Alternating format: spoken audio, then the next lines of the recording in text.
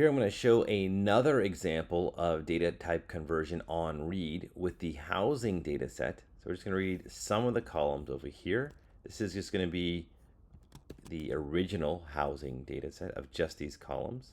Now, if you examine these columns, you can decide that some of these are categorical. We can use a different, like int 8 perhaps for some of these other ones.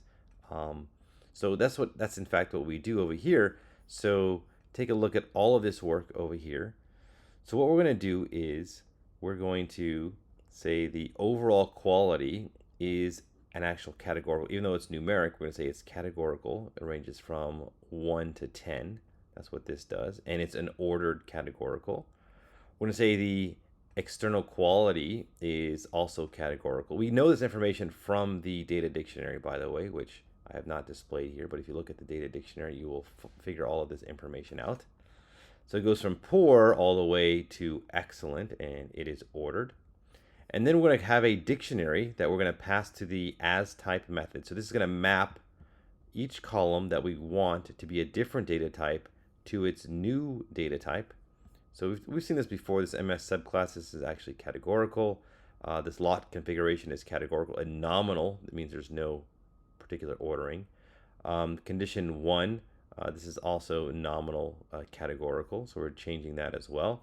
We're going to change the year built to a 16-bit integer, unsigned, because it can't be negative. For the sale price, we're going to use a 32-bit integer. For overall qual, we're going to use the categorical data type that we created over here, these ordered categoricals, and same thing for exterior quality. All right, so what we do is we take the housing data set, we say as type, and then we pass in that dictionary. So it does all of this mapping for us from one column to that data type. And now when we read it in, we get these new data types over here.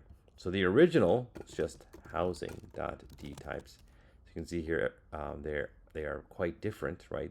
They were object and int64s, and now they're category and int16 and 32.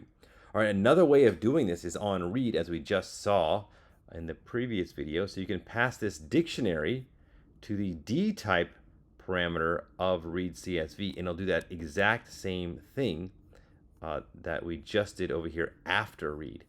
So same thing happens before read. So this is a nice way, if you know the data types already, you can do the conversion on read.